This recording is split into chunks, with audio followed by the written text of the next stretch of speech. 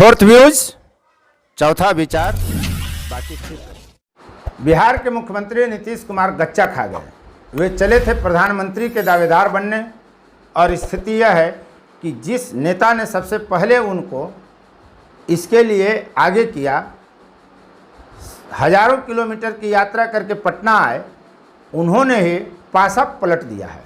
जी हाँ, हम इस वीडियो में बात करेंगे कि नीतीश कुमार की महत्वाकांक्षाओं को जगाने वाला नेता ही उनके खिलाफ कैसे खड़ा हो गया। राष्ट्रीय राजनीति में आगे आने की नीतीश कुमार की जो कवायद है, उसे कैसे झटका लगा है, और दो कौन नेता हैं जो इनकी महत्वाकांक्षाओं को कुचलने की पूरी व्यवस्था कर चुके हैं। इस वीडियो में हम इसी मुद्दे पर बात करेंगे। राजनीतिक विश्लेषण। आप देख रहे हैं फोर्थ व्यूज और मैं उपेंद्र कश्यप। यदि आपने अभी तक फोर्थ व्यूज को सब्सक्राइब नहीं किया है तो इसे सब्सक्राइब कर लें, शेयर लाइक कमेंट जरूर करें, और हाँ, बेल आइकन की घंटी दबा दें ताकि ऑल नोटिफिकेशन वाली, ताकि आपके पसंद का वीडियो सबसे पहले आप तक पहुँचे। आपको याद होगा, अभी कुछ दिन पहले पटना में केसीआर आए थे, तेलंगाना के मुख्यमंत्री चंद्रशेखर राव। मंच पर दोनों साथ बैठे, अपनी बातें की। जब चंद्रशेखर राव अपनी बात कहने लगे तो नीतीश कुमार अपनी कुर्सी छोड़कर खड़े हो गए, और वो बार बार दबाव बनाते रहे चंद्रशेखर राव पर कि आप भी कुर्सी छोड़िए और चलिए, मीडिया को छोड़ दीजिए, सवालों का आप कितना जवाब दीजिएगा आप।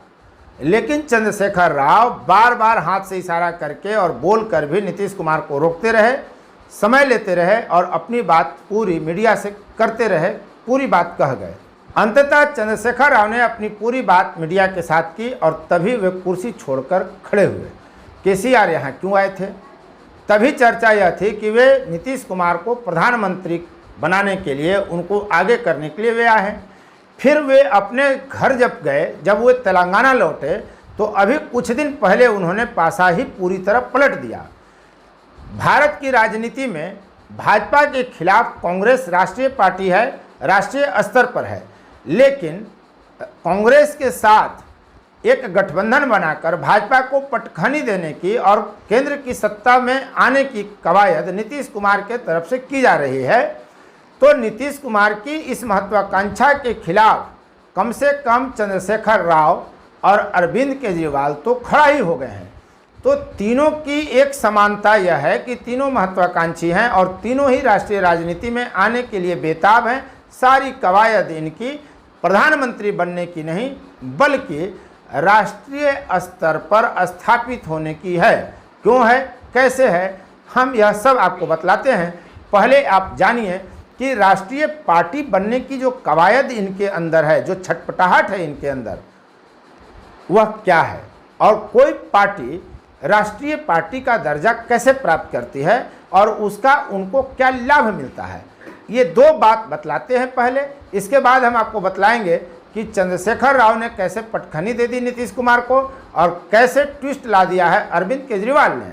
तो हम बात करते हैं कि राष्ट्रीय पार्टी बनने के लिए क्या क्या अहर्ता है। तो पहले यह जान लीजिए कि इस देश में 12 अप्रैल 2019 को कुल 7 राष्ट्रीय पार्टियां थीं।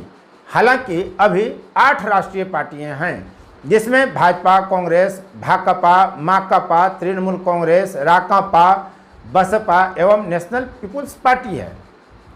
इनके अलावा 59 राज्य स्तरीय पार्टियां हैं और 329 क्षेत्रीय पार्टियां हैं। गैर मान्यता प्राप्त दलों की संख्या इस देश में 2293 है। अब बतलाते हैं कि राष्ट्रीय पार्टी बनने के लिए क्या करना पड़ता है। तो पहली शर्त यह है कि लोकसभा चुनाव में 3 राज्यों में कम से कम 2% सीटों पर जीत हासिल करनी होती है, लेकिन 11 सांसदों से कम की संख्या नहीं होनी चाहिए। तब उस दल को राष्ट्रीय पार्टी का दर्जा दिया जाता है। दूसरी शर्त यह है कि 4 या इससे अधिक राज्यों में क्षेत्रीय पार्टी की मान्यता प्राप्त हो, और तीसरी शर्त यह है कि 4 सांसदों के साथ 4 राज्यों के विधानसभा या लोकसभा चुनाव में न्यूनतम 6% वोट प्राप्त हो, तब उनको राष्ट्रीय स्तर का दर्जा प्राप्त हो जाता है। और जब कोई दल राष्ट्रीय पार्टी का दर्जा प्राप्त कर लेता है तो उसको विशिष्ट चुनाव चिन्ह आवंटित करता है निर्वाचन आयोग, और वह चिन्ह किसी भी प्रदेश में किसी भी दल या प्रत्याशी को आवंटित नहीं किया जाता। कोई दूसरा उस चिन्ह को प्रयोग नहीं कर सकता, जैसे पंजा, जैसे कमल, जैसे तृणमूल, जैसे हाथी, जैसे हसिया हथौड़ा। तो ये जो चुनाव चिन्ह है किसी निर्दलीय को नहीं मिलते, किसी दल को नहीं मिलते, किसी भी स्तर की पार्टी को या प्रत्याशी को किसी दूसरे प्रदेश में भी नहीं मिलता। इसके बाद सरकार जो है भूमि या भवन ऐसे पार्टियों को उपलब्ध कराती है ताकि वे अपना पार्टी का कार्यालय खोल सकें। तीसरा लाभ है कि राष्ट्रीय पार्टी बन जाने के बाद 40 स्टार प्रचारक वे रख सकते हैं, जबकि जब तक वे राज्य स्तरीय पार्टी का उनका दर्जा रहता है वो 20 स्टार प्रचारक ही रख पाते हैं। तो 40 स्टार प्रचारक रखने में मात्र 20 दूना 40 का ही मामला नहीं है। ऐसे पार्टियों को जो राष्ट्रीय हैं उनके स्टार प्रचारकों का प्रचार के दौरान जो खर्च होता है वह उस पार्टी के प्रत्याशी के चुनाव खर्च में नहीं जुड़ता। यह सबसे बड़ा लाभ है। और इसके अलावा जो महत्वपूर्ण लाभ है, राष्ट्रीय पार्टियों को टीवी और रेडियो यानी सरकारी जो टीवी हैं चैनल और जो रेडियो हैं उस पर इनको अपनी बात रखने का मौका मिलता है, जबकि यह सुविधा दूसरे दलों को उपलब्ध नहीं है। तो ये तो है राज्य और राष्ट्रीय स्तर की पार्टी का फर्क जो आपको हमने बतलाया। अब हम बतलाते हैं कि केसीआर ने किया क्या। केसीआर ने अपनी पार्टी का नाम तेलंगाना राष्ट्र समिति से भारत राष्ट्र समिति कर दिया। भारत जोड़ने का सीधा अर्थ है कि वे तेलंगाना की सीमाओं से निकलकर भारत की सीमाओं तक पहुंचना चाहते हैं, और उनका तेलंगाना में सरकार है, उनकी आंध्र प्रदेश में भी उनका जनाधार है। इसके अलावा वे कर्नाटक और महाराष्ट्र में फोकस कर रहे हैं। उन्होंने कर्नाटक में तो बजाबता जनता दल सेकुलर के एचडी कुमार स्वामी से समझौता भी कर लिया है। तो इनकी कवायद यही है कि ये वहाँ सफल होकर राष्ट्रीय पार्टी का दर्जा हासिल करने में कामयाब हों। अरविंद केजरीवाल की आम आदमी पार्टी ने दिल्ली और पंजाब में सरकार बना लिया है। गोवा में उनको 2 सीट है, वहाँ 6.77% उनको पिछले चुनाव में वोट मिला था। गुजरात में प्रयास कर रहे हैं। गुजरात में उनकी कोशिश सरकार बनाने से अधिक यह है कि वे 6% या इससे अधिक मत प्राप्त कर लें ताकि उनको राष्ट्रीय पार्टी का दर्जा प्राप्त हो जाए। यदि कुमार स्वामी कर्नाटक और महाराष्ट्र में भी बेहतर प्रदर्शन करते हैं तो उनको राष्ट्रीय पार्टी का दर्जा प्राप्त करने में सफलता मिलेगी। एक तरफ चंद्रशेखर राव जहां नीतीश कुमार को केंद्र की राजनीति में स्थापित करने निकले हैं, वहीं वे खुद भी केंद्रीय राजनीति में स्थापित होना चाहते हैं, अपनी पार्टी को राष्ट्रीय पार्टी का दर्जा दिलाने की कवायद कर रहे हैं। यही कोशिश नीतीश कुमार भी कर रहे हैं। नीतीश कुमार बिहार में पिछले 17 साल से मुख्यमंत्री हैं और इसके अलावा उनका कहीं कोई विस्तार बहुत नहीं हो सका।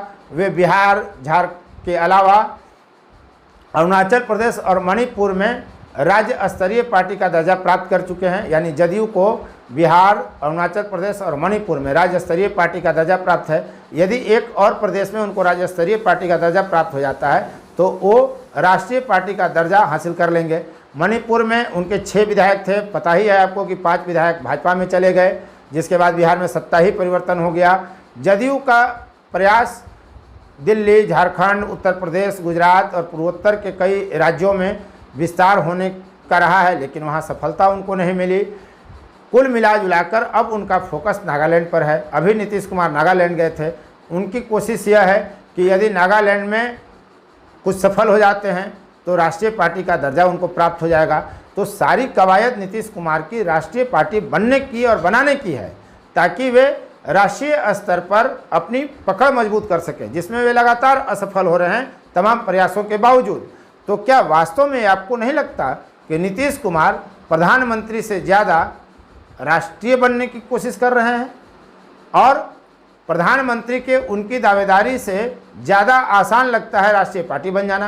क्योंकि जैसे ही वे 1 और 2 प्रदेश में सफल हो जाते हैं, 6% या उससे अधिक वोट ले आते हैं, तो उनको राष्ट्रीय पार्टी का दर्जा मिल जाएगा। लेकिन प्रधानमंत्री का उम्मीदवार बनने के लिए कितने लोगों की सहमति की ज़रूरत है और क्या अन्य लोग सहमत भी होंगे, यह तो अभी खुद ही प्रश्न चिन्ह इस पर खड़ा हुआ है।